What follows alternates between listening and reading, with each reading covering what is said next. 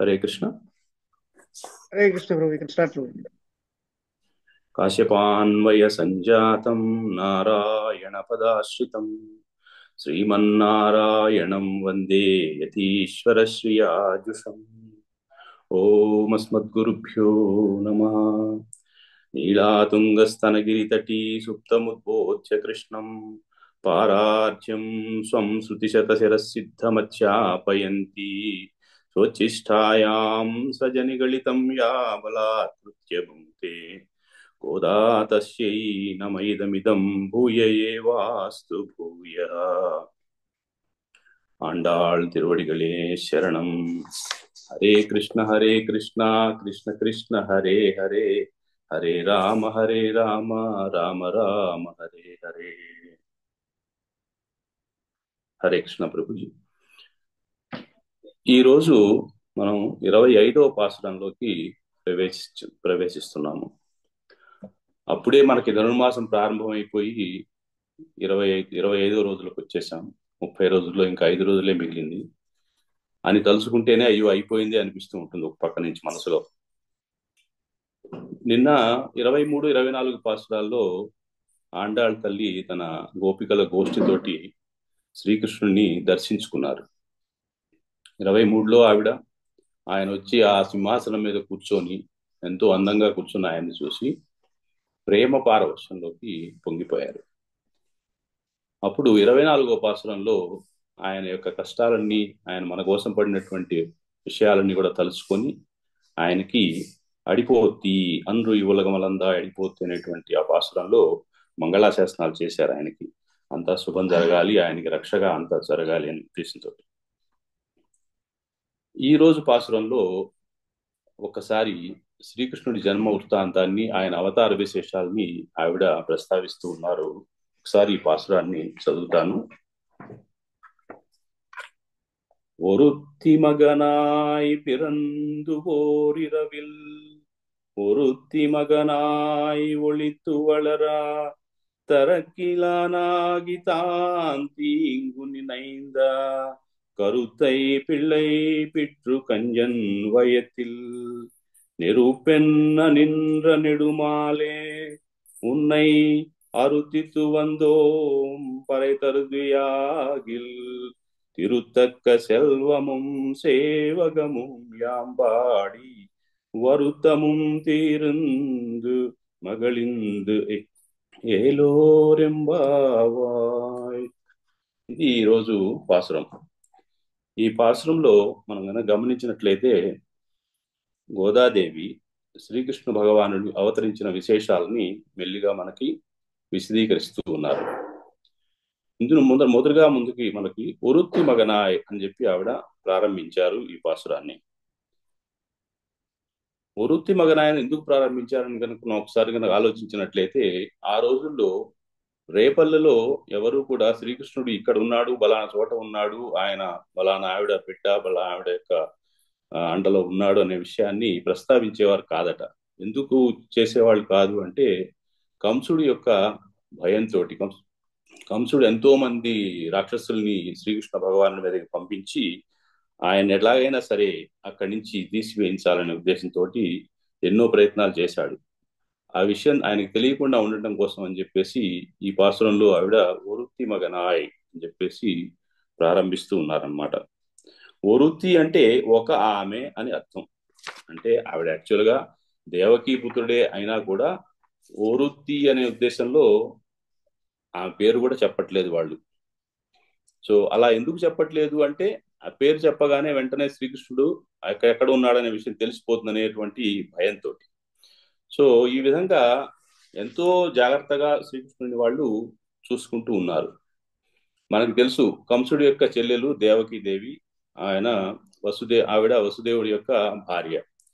వీళ్ళిద్దరిని కంసుడు పెళ్లి చేసిన తర్వాత రథంలో తీసుకొస్తూ ఉన్నప్పుడు ఆ శరీరవాణి ఆయనకి చెప్పిందనమాట కంసుడికి, ఈవిడకు పుట్టేటువంటి అష్టమ గర్భం నీ యొక్క మరణాన్ని, మృత్యువు, నిన్ను చంపేసేటువంటి వాడు అష్టమ గర్భంలో జన్మిస్తాడు కాబట్టి జాగ్రత్తగా ఉండమని ఆయనకి హెచ్చరిస్తుంది. అప్పటి నుంచి కూడా వాళ్ళని దేవకిని వసుదేవుణ్ణి ఖైదు చేసి ఆయన అందులో ఉంచుతాడనమాట. ఉంచినప్పుడు వసుదేవుడు ఆయనకి మాటిస్తాడు, నాకు ఏ పిల్లవాడు పుట్టినా ఎవరు పుట్టినా కూడా తీసుకొచ్చి నీకు అప్పగిస్తాను అనేటువంటి ఒక విషయాన్ని. ఆ సమయంలో అప్పటికి ఆల్రెడీ ఏడుగురు సంతానంలో 6 సంతానాన్ని కంసుడు చంపివేయటం జరుగుతుంది. 7వ సంతానాన్ని రోహిణి గర్భంలో ప్రవేశపెట్టడం వల్ల బలరాముడు రేపల్లలో ఆయన పుట్టడం జరుగుతుంది రోహిణి గర్భంలో. ఇంకా 8వ గర్భానికి వచ్చేటప్పటికి ఆయన పుట్టేటువంటి సమయం ఆసన్నమైందనమాట. ఈ విషయాన్ని మనకి భాగవతంలో చాలా చక్కగా ఒక 2 శ్లోకాల్లో వాళ్ళు మనకి వివరిస్తారు. బాగా దశమ స్కందం మనం చూసినట్లయితే, నిశీదేతమ ఉద్భూతే జాయమానే జనార్దనే దేవక్యాం దేవరూపిణ్యాం విష్ణు సర్వగుహాశయ అవిరాసీద్యథా ప్రాచ్యాం దిశీందూరివ పుష్కల అని చెప్పేసి మొదటి శ్లోకంలో చెప్పి, తర్వాత తమద్భుతం బాలకమంబుజే క్షణం చతుర్భుజం చంకగదార్జుదాయుధం శ్రీవత్సలక్ష్మిం కలశోభికౌస్తుభం పీతాంబరం సాంద్రపయోద సౌభగం. ఆయన పుడుతూనే చతుర్భుజాలతోటి జన్మని తీసుకున్నారట శ్రీకృష్ణ పరమాత్మ ఆ చెరసాలలో. సో అది చూడగానే దేవకీదేవి వసుదేవుడు ఇద్దరు కూడా ఎంతో భక్తి పారవశ్యంతో ఆయనకి ఎంతో నమస్కారాలు చేసి, స్వామి వచ్చావా మమ్మల్ని కరుణించడానికి అని చెప్పేసి ప్రార్థిస్తారు ఆ జైలు గోడల్లోనే. అయితే ఆయన పుట్టినప్పుడు ఆయన ఏమి పిల్లల్లాగా ఏడవటం కానీ అలాంటివి ఏం చేయలే. ఆయన పుట్టగానే వెంటనే తన కర్తవ్యాన్ని ఎవరెవరు ఏ పని చేయాలనే విషయాన్ని వాళ్ళకి విశదీకరించారు. ఆ విధంగా వసుదేవుడికి నన్ను తీసుకెళ్లి యశోద యొక్క రేపలలో ఉన్న యశోద దగ్గర పడుకోబెట్టి, అక్కడి నుంచి యోగమాయగా అవతరించిన కాత్యాయని మాత్రం తీసుకొని వచ్చి ఇక్కడ ఉంచవలసిందిగా ఆయన ఇన్స్ట్రక్షన్స్ ఆయనకి ఇచ్చాడనమాట. ఇదే సందర్భాన్ని అన్నమాచార్యుల వారు కూడా మన కీర్తనలో చూపిస్తారు. ఆయన అంటారు, సతులాల చూడరే శ్రావణ బహుళాష్టమి సకలాయ నడురేయి కలిగే శ్రీకృష్ణుడు పుట్టే ఇప్పుడే చతుర్భుజాలు శంకు చక్రాలు ఎట్టు ధరించెనే ఈ కృష్ణుడు అట్టే కిరీటము ఆభరణాలు ధరించి ఎట్ట ఎదుట ఉన్నాడు ఈ కృష్ణుడు అనేటువంటి ఒక మంచి కీర్తనలో ఆయన ఈ విషయాన్ని అంతా కూడా మనకి తెలియజేస్తారు. అయితే వెంటనే ఆయన చెప్పినటువంటి ఇన్స్ట్రక్షన్స్ ని ఫాలో అవుతూ వసుదేవుడు శ్రీకృష్ణుని తీసుకొని మెల్లిగా రేపల్లె పట్టణానికి బయలుదేరి వెళ్ళిపోతాడనమాట. ఇక్కడ ఏమిటంటే, ఇక్కడ మనకి ముఖ్యంగా నలుగురు ముఖ్యమైనటువంటి మనుషుల్ని మనకి పరిచయం, పురాణ పురుషుల్ని మనకి పరిచయం చేస్తూ ఉన్నారు. ఎవరైనా అంటే దేవకి వసుదేవులు, ఇంకోళ్ళు నంద యశోదలు. సో ఈ నలుగురు కూడా భగవంతుడి కోసం ప్రార్థన చేసినప్పుడు వీళ్ళ యొక్క ప్రార్థనని మన్నించి ఆయన ఒకే ఒక కుమారుడిగా వాళ్ళకి జన్మించి నలుగురిని సంతృప్తి పరిచాడట. అలాగే మనం కనుక రామాయణంలో కనుక చూసుకున్నట్లయితే దశరథుడు ఒక్కడే ప్రార్థిస్తే ఆయనకి నలుగురు కుమారులుగా ఆయనకు అనుగ్రహించాడు. అంటే భగవంతుడి యొక్క అనుగ్రహం ఎలా మనకి లభిస్తుంది అనేది మన యొక్క పూర్వజన్మ కర్మ విశేషం మీద ఆధారపడి ఉంటుందనే విషయాన్ని మనం ఒకసారి గుర్తు చేసుకోవచ్చు. పై 2 సందర్భాల్లో కూడా దశరథుడికి కానీ లేకుంటే ఇక్కడ దేవకి వసుదేవులకు కూడా 2 సందర్భాల్లో ఆయన భగవంతుడు గర్భవాసాన్ని అనుభవించాడు. అదే గనక మనం నరసింహావతారంగా చూసుకున్నట్లయితే ఆయన స్తంభం నుంచి ఆవిర్భవించారు. సో ఆ విధంగా పూర్తి గర్భవాసాన్ని అనుభవించినటువంటి భగవంతుడు 4 చేతులతో జన్మించి వసుదేవుని యొక్క కోరిక మేరకు మళ్ళా రెండు చేతులతో తన బాలుడిగా మారిపోయి ఆయనకి చేయవలసిన కర్తవ్యాన్ని అప్పుడే ఆయన బోధించడం మొదలుపెట్టారు. అందుకని ఇక్కడ మన వాళ్ళు అంటారు, ఏకమేవా ద్వితీయం అని. అద్వితీయమైన కారణతత్వమును తన గర్భమును దాల్చిన కనిన తల్లి అద్వితీయురాలు అన్నారు. దేవకీ మాత ఆమె మించినటువంటి తల్లి లేదు అన్నారు. అందుకనే ఆమెను పేరుతో ఎందుకు పిలవాలి అని మన గోదాదేవి ఓరుత్తి అనేటువంటి విధంగా ఆమెను సంబోధిస్తూ ఉన్నారు. ఈ విధంగా పుట్టగానే తండ్రి యొక్క మాటని ఆయన తీసుకొని వెంటనే తన యొక్క 4 చేతుల్ని దాచేసి 2 చేతులు ఏమీ తెలియని అమాయకుడిలాగా 2 చేతులతోటి ఉంటే అప్పుడు ఆయన వసుదేవుడు ఆ బాలుని తీసుకొని రేపల్లెకి బయలుదేరాడు. సో ఓరి రవిల్ ఒరుత్తి మగనాయి ఒళిత్తు వాళ్ళరా అన్నారు. అంటే ఒకే రాత్రిలో వేరొక ఆమె కుమారుడుగా వెళ్ళి దాగింది పెరుగుచుండగా అని చెప్పేసి అంటుంది ఆవిడ గోదాదేవి. అంటే శ్రావణ బహుళాష్టమి రాత్రి చాలా అద్వితీయమైనది అనేది మనం తెలుసుకోవచ్చు ఇక్కడ ఈ విషయంలో. ఎందువల్ల అంటే ఆ రాత్రి శ్రీకృష్ణుడు అవతరించినటువంటి రాత్రి, అది చాలా ముఖ్యమైనటువంటి సందర్భం. అంతేకాకుండా ప్రకృతి మండలాల్లో పర్వత సూచికాలుగా ఉండేటువంటి శంఖు చక్ర గదాదులతోటి ఆయన సర్వేశ్వరుడు అవతరించాడు ఆ రాత్రిన. అలాగే చెరసాలలో ఉన్న తల్లిదండ్రులకి, అట్లాగే బద్ధులమై ఉన్నటువంటి చీకట్లో ఉన్న మనలాంటి బద్ధజీవులందరికీ కూడా చీకటిని పోగొట్టడానికి ఉదయించినటువంటి శ్రీకృష్ణ పరమాత్మ ఆ రాత్రిన ఉదయించారు. అలాగే ఆయన వెళ్తూ ఉంటే యమునా నది 2 పాయలుగా విడిపోయి ఆయనకి దారి ఇచ్చిందిట. ఎందువల్లంటే ఆయన క్షేమంగా రేపల్లకి చేరాలనేటువంటి ఒక ఉద్దేశంతో. అలాగే కంసవదకు మూలమైన అష్టమ గర్భవాసి అయినటువంటి కృష్ణ పరమాత్మ ఆవిర్భవించాడు ఆ రోజున. ఆయన ఎంత ఆపి, ఎంత జైల్లో శరసాల్లో పెట్టి ఎలాగూ తప్పించాలి, నేను బతకాలి అనేటువంటి ఒక అహంకారంతో, దేహం మీద భ్రాంతితో ఉన్నటువంటి కంసుడిని పరిమార్చడానికి ఆయన చెప్పినట్లుగానే అష్టమ గర్భంలో ఆయన జన్మించారు శ్రీకృష్ణ పరమాత్మ. సో అంతేకాకుండా మనకి వైకుంఠంలో కనుక చూసినట్లయితే ఎప్పుడు కూడా కాల పరిమాణం అనేది ఏమి ఉండదు. అంతా ఎప్పుడు ఒకే రకంగా ఉంటుంది, అందరూ ఒకే విధంగా ఉంటారు. ఎటువంటి చావు పుట్టుకలు కానీ, లేకుంటే మనకి జనన మరణాలు, తర్వాత వయో భేదాలు ఇవేమి లేకుండా ఎప్పుడు ఒకేలాగా ఉంటారు. సో అందువల్ల అటువంటి ప్రదేశం నుంచి ఆయన వచ్చాడు, వైకుంఠం నుంచి ఆయన వచ్చేసి భూమి మీద, మనకి భూమిలోనే మనకంతా కాలము, పరిమాణము, సూర్యోదయం, సూర్యాస్తమయం, తర్వాత వయసు రావడం, ఇట్లాంటివన్నీ జరుగుతూ ఉంటాయి. ఇటువంటి ప్రదేశానికి ఆయన వచ్చాడనమాట.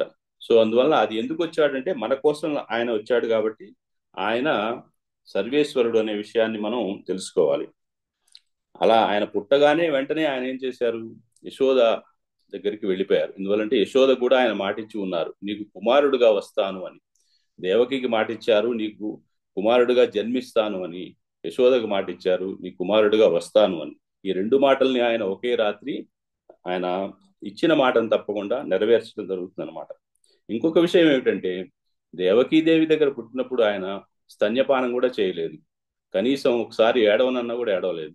అట్లాంటిది యశోద దగ్గరికి చేరిన తర్వాతనే ఆయన స్తన్యపానం కానీ, ఏడవటం కానీ, ఇటువంటి విషయాలు, మానవ సహజమైన విషయాలని ఆయన ప్రదర్శించారు.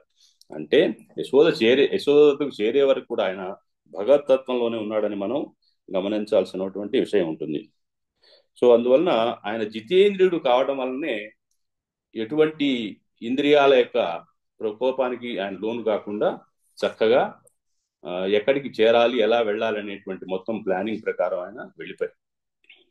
తర్వాత మూడవ పాదంలోకి వచ్చేటప్పటికి గోదాదేవి అంటుంది, తరక్కిలా నాగితాన్ తీంగు నినైంద కరుత్తై పెళ్ళై పిచ్చు అంటుంది. ఓర్వలేని వాడై తనంత తానుగా కీడు తలపెట్టిన కంసుని అభిప్రాయమును వమ్ము చేసి అంటే, కంసుడు ఎంతసేపటికి నన్ను మించిన వాడు లేడు, నేనే అనేటువంటి ఒక అహంకారంలో ఉన్నాడనమాట. అటువంటి అహంకారికి ఎలాగైనా బుద్ధి చెప్పాలనే ఉద్దేశంతో శ్రీకృష్ణ భగవానుడు మనకు జన్మించడం జరుగుతుంది. నిజానికి కంసుడు శ్రీకృష్ణుడు జన్మించినప్పుడు చూడలే ఆయన. ఎందువల్లంటే ఆయన పుట్టగానే అక్కడి నుంచి ఆయన వెళ్ళిపోవడం జరిగింది. అయితే అక్కడి నుంచి వసుదేవుడు ఆడపిల్లగా పుట్టినట్టు యోగమాయం తీసుకొచ్చి ఇక్కడ పెట్టాడు కాబట్టి కంసుడు అనుకుంటున్నాడు దేవకికి పుట్టింది ఆడపిల్లలే అనుకుంటూ ఉన్నాడు. సో ఈ ఆడపిల్ల పుట్టింది కాబట్టి నాకేం భయం లేదు అనేటువంటి ఒక గర్వంతో ఉంటూ ఉన్నాడు.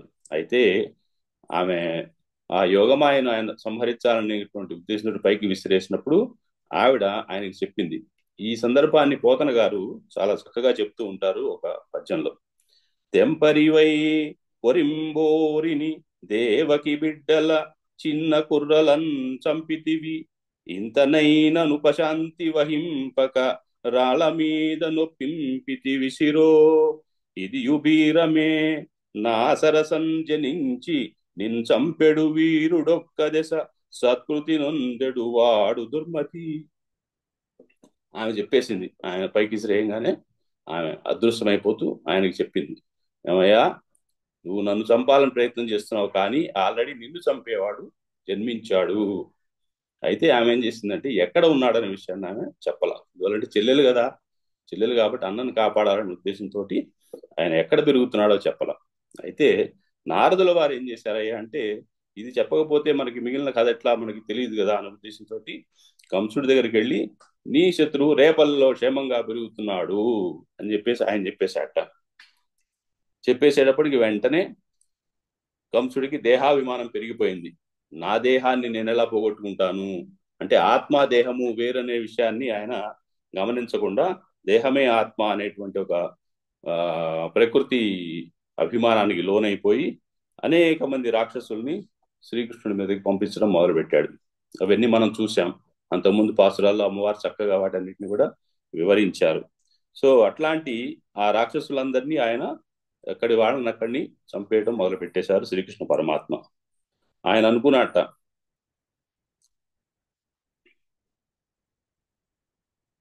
ఎప్పుడు కూడా అహంకారం ఆవరించినటువంటి జీవుడు ఎప్పుడు కూడా నేనే గొప్పవాణ్ణి, నన్ను ఎవరు ఏమి చేయలేరు అనేటువంటి ఒక అభిప్రాయంలో ఉంటూ ఉంటారు. సో సింహం వంటి శ్రీకృష్ణుని నక్క వంటి తాను ఎదిరించడం ఏమిటి అని కూడా ఆలోచించకుండా ఆయన ఎలాగైనా కూడా చేయాలి, ఆయన ఎలాగైనా కూడా బాధించాలనే ఉద్దేశంతో ఉన్నాడు అనమాట. సో ఇక్కడ ఇంకొక విషయాన్ని మనకి గోదాదేవి ప్రస్తావిస్తూ ఉన్నారు. నినైంద అనేటువంటి ఒక పదాన్ని వాడారు అనమాట ఈ పాదంలో. అంటే తలపెట్టిన, మనసులో తలపెట్టడం. ఇప్పుడు మనం తండ్రికి బిడ్డల్లాగా ఉంటాం భగవంతుడికి. తండ్రి ఎప్పుడు కూడా బిడ్డల బాగు కోసం దండించాలని చూస్తాడే గాని వాళ్ళని చంపేసేయాలనేటువంటి ఆలోచనలో ఎప్పుడు ఆయన ఉండడు. అదే బిడ్డడు మనసులో కూడా తండ్రిని ఎలాగైనా పాడు చేయాలనేటువంటి ఒక తలపు కనుక మనసులో కూడా అదే ఆలోచిస్తూ ఉన్నట్లయితే ఇక తప్పని పరిస్థితుల్లో ఆయన మనల్ని తీసివేయడానికి ప్రయత్నం జరుగుతుందనే విషయాన్ని కంసుడి విషయంలో మనం తెలుసుకోవాలి. ఎందువల్లంటే కంసుడు మనసావాచ కర్మణ శ్రీకృష్ణుని ఎలాగైనా తీసివేయాలి, ఆయన ఎలాగైనా కూడా సంహరించాలనేటువంటి సంకల్పంతో ఉన్నాడు. కాబట్టి శ్రీకృష్ణ భగవానికి తప్పలేదు కంసుడిని సంహరించడం. ఇదే విషయాన్ని మనం రామాయణంలో కనుక చూసినట్లయితే యుద్ధకాండలో రావణాసురుడు రాముల వారి చేతికి 3 సార్లు చిక్కుతాడు. 3 సార్లు కూడా ఆల్మోస్ట్ ఆయన ఇంకొక బాణం వేస్తే చనిపోతాడు రావణాసురుడు అనే స్టేజ్కి తీసుకొస్తాడు. అయినా కూడా రావణాసురుడు ఇప్పటికైనా 3 అవకాశాలు ఇచ్చినా కూడా మారతాడేమో, ఎలాగైనా ఇతన్ని మార్చాలి అనే ఉద్దేశంతో సరే ఇవాళ వెళ్ళి రేపురా అని చెప్పేసి పంపించేస్తాడు అనమాట. సో అట్లాంటి దయామయుడని రొట్టి భగవంతుడు ఇక తప్పదు అనుకున్నప్పుడు మాత్రమే ఎవరినైనా కూడా శిక్షిస్తాడనే విషయాన్ని మనకి ఈ పాసురంలో మనకి తెలుస్తుంది. తర్వాత 4వ పాదానికి వచ్చేటప్పటికి కంజన్ వయత్తిల్ నెరుపెన్న నిండ నిడుమాలే, కంసుని కడుపులో చిచ్చు అన్నట్లు నిలిచిన ఆశ్రిత వ్యామోహసి. భగవంతుడికి ఎప్పుడు కూడా భక్తుల మీద అనన్యమైనటువంటి ప్రేమ కలుగుతూ ఉంటుందిట. సో అలాంటి ప్రేమ కలిగినప్పుడు ఆయన ఎటువంటి కష్టాన్నైనా కూడా దాన్ని తీసివేయటానికే ప్రయత్నిస్తూ ఉంటాడు. ఇప్పుడు గోకులంలో ఉన్నటువంటి గోపికలు, గోపాలు వీళ్ళందరూ కూడా ఎంతో బాధను అనుభవిస్తూ ఉన్నారు. ప్రతిసారి ఎవరో ఒక రాక్షసుడు రావటం, శ్రీకృష్ణుడి మీదకి ఆయన ఏదో ఒకటి చేయటం, ఇటువంటివన్నీ కూడా బాధపడుతూ కడుపులో ఎంతో చిచ్చు రగిలినట్టుగా వాళ్ళు బాధపడుతూ ఉండేవారట. అప్పుడు శ్రీకృష్ణ పరమాత్మ అటువంటి చిచ్చుని ఆయన తీసి కంసుడి పొట్టలోకే పంపించేసి ఆ కంసుడిని లేకుండా చేయాలనే ఉద్దేశంతో ఆయన ప్రతి రాక్షసుని చంపినప్పుడల్లా కూడా కంసుడు బాధపడుతూ ఉండేవాడు. అయ్యో వీడు కూడా పోయాడా, ఎలా ఎలా ఎలా. సో చివరికి కంసుడు అందరూ రాక్షసులు అయిపోయిన తరువాత సరే ఇక తానే ఎలాగైనా శ్రీకృష్ణుడిని సంహరించాలనే ఉద్దేశంతో ధనుర్యాగాన్ని అనౌన్స్ చేసి ఆయన్ని తీసుకురావడానికి అని చెప్పేసి ఆ క్రూరుడైనటువంటి కంసుడు అక్రూరుడు అని ఆయన పంపించాడు. అక్రూరుడైన ఆయన శ్రీకృష్ణుడు పరమ భక్తుడు. ఆయన తనకు లభించినటువంటి ఆనందకరమైన విషయాన్ని ఎంతో సంతోషంగా, ఆహా నేను వెళ్ళి శ్రీకృష్ణుడు నాతో తీసుకొస్తాను అనే ఉద్దేశంతో ఆయన రేపల్లికి బయలుదేరి వెళ్ళి అక్రూరుడు శ్రీకృష్ణుడిని బలరాముడిని మధురకు తీసుకొని వచ్చాడు. అంటే కంసుడు ఒక విధంగా ఏం చేశాడు, తన మృత్యువుకి తానే ఆహ్వానం పంపించుకొని దగ్గరికి పిలిపించుకున్నాడు అనమాట. కంసుడు చేసిన ప్రయత్నాలన్నింటినీ చూసిన తర్వాత గోపికలు ఎంతో బాధపడుతూ ఉంటే ఆ బాధని గమనించినటువంటి ఆ శ్రీకృష్ణ పరమాత్మ ఆ యొక్క కంసుడిని సంహరించి ఆ చిచ్చుని, గోపికల యొక్క చిచ్చుని మొత్తాన్ని తీసివేసి ఆ కంసుడినే మొత్తం దహించి వేశాడు అనేటువంటిది ఈ యొక్క పాసురంలో మనకి తెలుస్తుంది, ఈ యొక్క పాదంలో మనకి తెలుస్తుంది. శ్రీకృష్ణుడు మధురాపురానికి వచ్చినప్పుడు కూడా మధురా నగరంలో స్త్రీలందరూ కూడా మిద్దెల మీద ఉండి శ్రీకృష్ణుడు చూస్తున్నారట. ఆయన అందాన్ని ఒకసారి చూస్తే మనం తట్టుకోగలమా? ఆయనతో మోహంలో పడిపోతాం, ఎంతో మోహంలో ఉంటాం అన్నమాట. సో అయ్యో, ఇట్లాంటి చిన్న చిన్న చేతులు, చిన్న చిన్న పిల్లవాడు, ఇట్లా పిల్లవాడు ఎంతో అందంగా ఉన్న ఈ పిల్లవాడు కంసుడితో పోరాటానికి వస్తున్నాడా, అయ్యో వద్దు వద్దు అని మనసులో వాళ్ళు ఎంతో బాధపడ్డారట. కానీ వాళ్ళు ఎంత బాధపడితే భగవంతుడికి మన మీద అంత ప్రేమ కలుగుతుంది. అందువల్ల ఆ అవ్యాజమైనటువంటి ఆ ప్రేమతోటి ఆయన ఆ కంసుడిని సంహరించడం జరిగిందనమాట.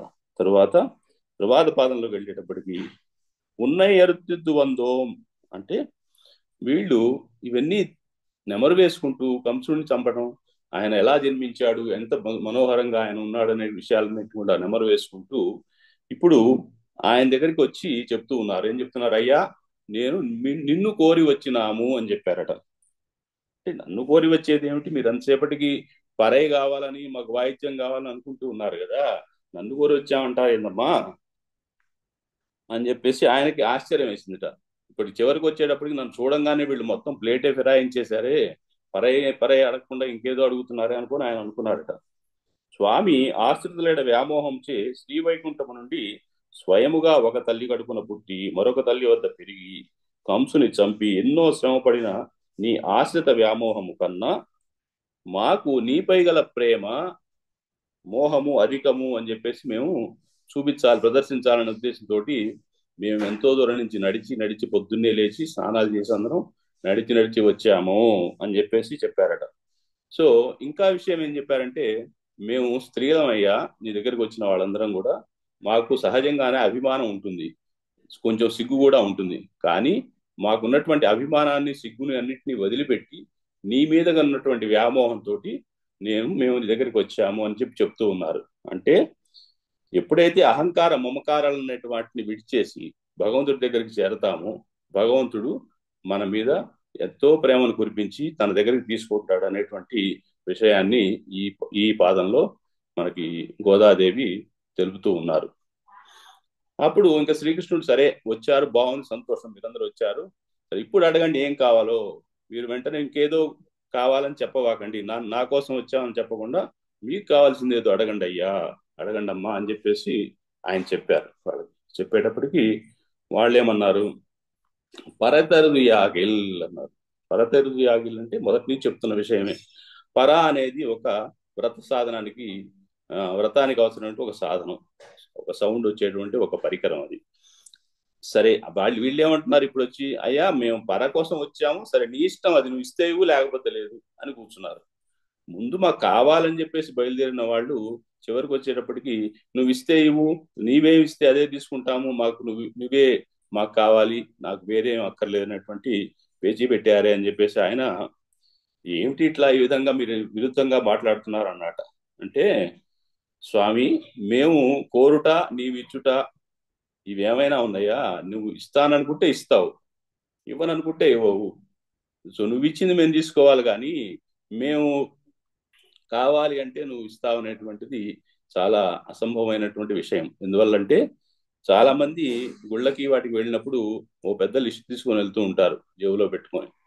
స్వామి మాకు మా అబ్బాయికి చదువు రావాలి, మా వాడికి వీసా రావాలి, మా వాడు అమెరికా పోవాలి, లేకపోతే నాకు నాకు మనవాళ్ళు పుట్టాలి, మనవరాళ్ళు పుట్టాలి, ఇట్లా ఎన్నో కోరికలతోటి వెళ్తూ ఉంటారు. కానీ నిజానికి మనం భగవంతుడిని కోరాల్సింది ఏంటంటే, స్వామి నువ్వే మాతో ఉండాలి, నీవు గనక మాతో ఉన్నట్లయితే అన్నీ మాతో ఉన్నట్లే.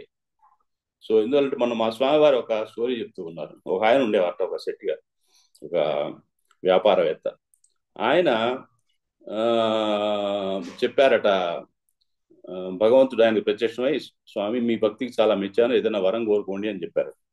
చెప్తే ఆయన అడిగారట వరము, స్వామి నాకు నా మునిమనవడితోటి 7వ అంతస్తులో ఉయ్యాల మీద ఊగుతూ నాకు చెగోడీలు తినాలనే కోరిక ఉన్నది అని చెప్పి అడిగారు. చూసారా ఎంత స్పష్టమైనటువంటి కోరిక ఆయన కోరారు. అంటే ఆయన మునిమనవుడు వచ్చే వరకు బతికి ఉండాలని కోరుకున్నారు. అన్నీ కావాలని కోరుకున్నారు. చెకోడీలు తినాలంటే పళ్ళు కూడా ఉండాలి. ఆ వయసులో ఆయనకి పిల్లలు పుట్టి 7 అంతస్తుల మేడ ఇవన్నీ వచ్చాయంటే ఎంతో ధనం అన్ని రావాలి కదా. సో ఇవన్నీ కలిసి ఆయన అడిగారట. సో ఈ విధంగా కోరిక కోరేవాళ్ళు కొంచెం ఆలోచించి కోరవలసి ఉంటుంది. అయితే ఎప్పుడు కూడా పరమాత్మని స్వామి నువ్వే మాకు కావాలి అని కనుక అడిగినట్లయితే ఇక ఆయన మనతో ఉన్నట్లయితే ఇంకా మనకేం లోటు ఉంటుంది. ఆయన లక్ష్మి, ఆయన వక్షస్థలంలో లక్ష్మీదేవి నివాసం ఉంటుంది కదా. సో ఆయనే మనకి ఉన్నప్పుడు లక్ష్మీదేవి మనతో ఉంటుంది, అన్నీ మనతో ఉంటాయనే విషయాన్ని ఇక్కడ చెప్తూ ఉన్నారు. అలాగే భగవంతుడు మనకు ఆల్రెడీ చెప్పున్నాడు భగవద్గీతలో, సర్వధర్మాన్ పరిత్యజ్య మామేకం శరణం వ్రజ. సో అయ్యా అన్నీ వదిలిపెట్టి నన్ను గనక శరణ్ అంటే నేనే మీ సంగతి చూసుకుంటాను అని చెప్పేసి ఆయన ఆల్రెడీ మాట ఇచ్చున్నాడు కదా. అందువలన ఆ విధంగా మనం ప్రవర్తించాలే కానీ చిన్న చిన్న తుచ్చమైనటువంటి చిన్న చిన్న కోరికలను ఆయన కోరుతూ ఆయన యొక్క సమయాన్ని మన యొక్క ఆ, ఆ, ఆయన యొక్క సమయాన్ని వృధా చేయకూడదు అనేది మనం తెలుసుకోవాల్సినటువంటి విషయం.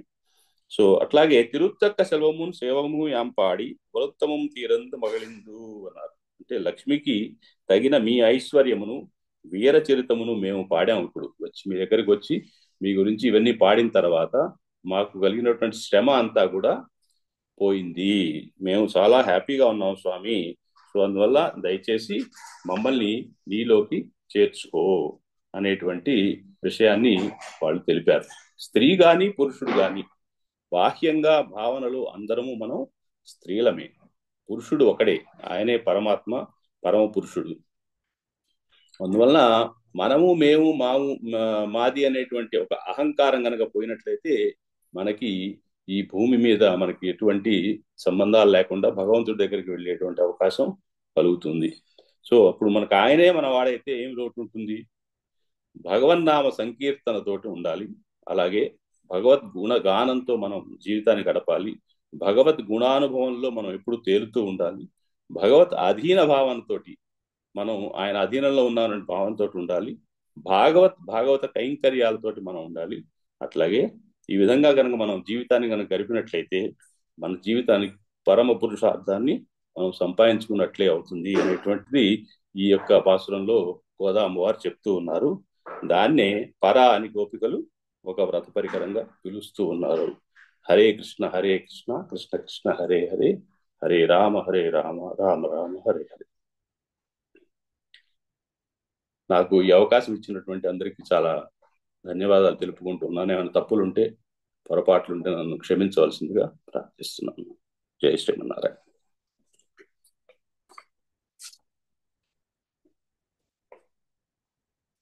ఎవరైనా ఏమన్నా చెప్పాలంటే చెప్పొచ్చు.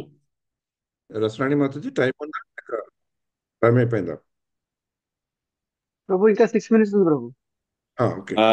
ఈ కీర్తనని పాడమని చెప్పేసి మా అమ్మాయిని అడగమంటారా? హరే కృష్ణ. అనూష జయ శ్రీమన్నారాయణ నాన్న. పాడతామా? సత్తులాల చూడరే. హరే కృష్ణ. సతులాల చూడరే శ్రావణ బహుళాష్టమి, సకలాయ నడురేయి కలిగే శ్రీకృష్ణుడు. సతులాల చూడరే శ్రావణ బహుళాష్టమి, సకలాయ నడురేయి కలిగే శ్రీకృష్ణుడు. పుట్టేయపుడే చతుర్భుజాలు శంకు చక్రాలు ఎట్టు ధరించేనే ఈ కృష్ణుడు. పుట్టేయపుడే చతుర్భుజాలు శంకు చక్రాలు ఎట్టు ధరించేనే ఈ కృష్ణుడు. అట్టే కిరీటము నాభరణాలు ధరించి, అట్టే కిరీటము ఆభరణాలు ధరించి ఎట్టనెదుట ఉన్నాడు ఈ కృష్ణుడు. సతులాల చూడరే శ్రావణ బహుళాష్టమి, సకలాయ నడురేయి గలిగే శ్రీకృష్ణుడు. కొదదీరా మరి నంద గోపునకు యశోదకు ఇదిగో తా బిడ్డడాయ్ ఈ కృష్ణుడు. కొదదీరా మరి నంద గోపునకు యశోదకు ఇదిగో తా బిడ్డడాయ్ ఈ కృష్ణుడు.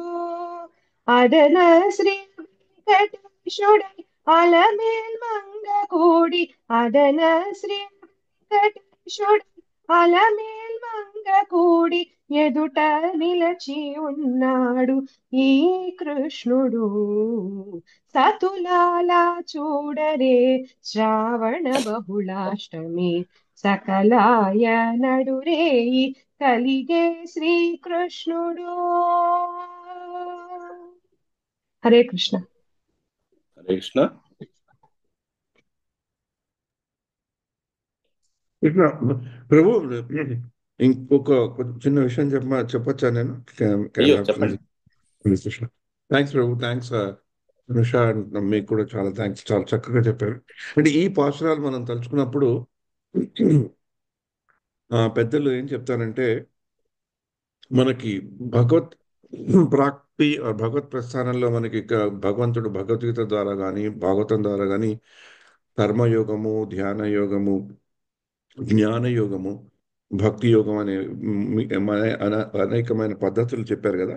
ఆ భక్తి యోగంలో భాగంగా భగవంతుడి అవతార రహస్యం కూడా తెలుసుకోవడం అనేది చాలా ముఖ్యమని చెప్తారన్నమాట.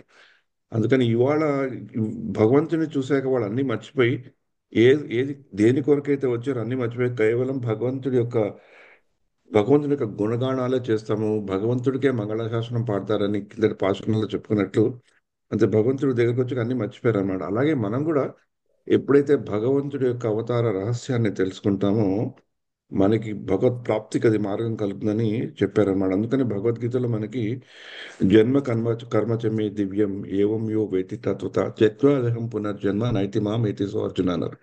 అంటే భగవంతుడి యొక్క జన్మ కర్మ గురించి తెలుసుకుంటూ దాని గురించి మాట్లాడుకుంటూ ఆనందిస్తూ, ఎలాగైతే ఇవాళ మనం సంకీర్తన ద్వారా అయితేనేమండి, ప్రవచనం ద్వారా అనండి భగవంతుడి యొక్క అనేక లీలల గురించి తలుచుకున్నాం కదా. అలా తలుచుకోవడం మనం అలవాటు చేసుకుంటే మనకి ఎప్పుడప్పుడు ఆ భగవంతుడి మీద ప్రాప్తి, భగవంతుడి యొక్క మీద అట్రాక్షన్ కలుగుతుందని చెప్తారన్నమాట. అలాగే దీనికి ప్రమాణం ఏంటంటే భాగవతంలో నైమిషారణ్యలో మనకి సూత గోస్వామి దగ్గర ఋషులందరూ కలిసినప్పుడు అడుగుతారు వాళ్ళు, ఎందుకు భగవంతుడు పుట్టి ఇన్ని లీలలు చేస్తాడని. అప్పుడు శ్రీమద్ భాగవతంలో అదే ప్రశ్నకి బోల్డ్ అన్ని చోట్ల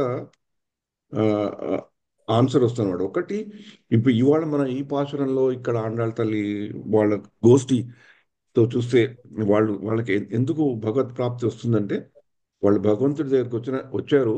వాళ్ళు అడగకుండా కూడా భగవంతుడు వాళ్ళకి ఆ సాన్నిధ్యం ఇస్తాడు. ఎందుకు ఇస్తాడంటే, భావద్వేష సత్వేన లోకాన్వై లోక భావన లీలా అవతార అనురతో దేవతిర్యన్ నరాదిషు అన్నారన్నమాట. అంటే శ్రీల ప్రభుపాదులు ఈ వర్డ్ ఒక రీక్లెయిమ్, అంటే ఎవరైతే సత్వగుణంలో ఉంటారో, భగవంతుడి ధ్యానంలో ఉంటారో, భగవంతుడు వచ్చేసి ఈ ఈ అవతారంగా ఈ భూ ప్రపంచం మీద వచ్చేసి వాళ్ళని హీ విల్ రీక్లెయిమ్ దెమ్.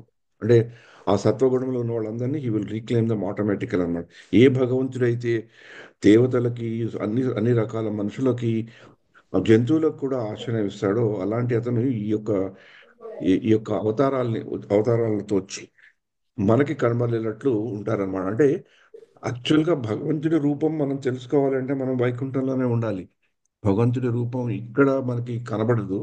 కానీ మహత్పురుషుల వల్ల వాళ్ళు భగవంతుడు చేసిన లీలల్ని మనకు వర్ణించడం వల్ల మనకి అది కొంచెం దొరుకుతుంది.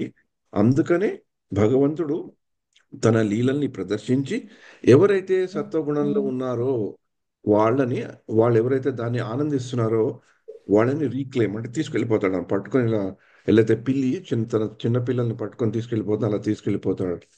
అలాగే ఇంకోటి కూడా భాగవతంలో తర్వాత 10వ స్కందంలో చెప్తారు, అనుగ్రహాయ భక్తానాం మానుషం దేహమాస్థిత భజతే తాదృశ క్రీడ యస్ శ్రుత్వా తత్పరో భవేత్. అంటే నేను ఇక్కడ ఎందుకు వస్తాను, భగవంతుడు ఈ యొక్క ఒక మనుష్య రూపంలో ఎందుకు వస్తాడు అంటే, అనుగ్రహాయ భక్తానమ్మ, తన యొక్క కరుణని భక్తులకు చూపెట్టేందుకు, ఆ కరుణని చూపెట్టడానికి వచ్చి తనేదో ఒక ఆటల్లాగా మానుషం దేహమాస్తే భజతే తాదృశ క్రీడ.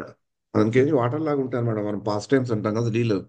కొన్ని ఆటలు చేసి పాటలు పాడి మనకందరికీ ఆనందించేటట్టు చేసి, దాన్ని విని దాన్ని చూసిన వాళ్ళు, దాన్ని విన్న వాళ్ళు ఇంకా ఆనందించి దాని గురించి చెప్పుకుంటుంటే అప్పుడు వాళ్ళకి భగవంతుడి మీద ఒక రకమైన ఆకర్షణ అనేది పెరుగుతుంది. ఎప్పుడైతే ఆకర్షణ అనేది పెరుగుతుందో అప్పుడు వాళ్ళు దాని గురించి చెప్పకుండా ఉండలేరు, మాట్లాడకుండా ఉండలేరు.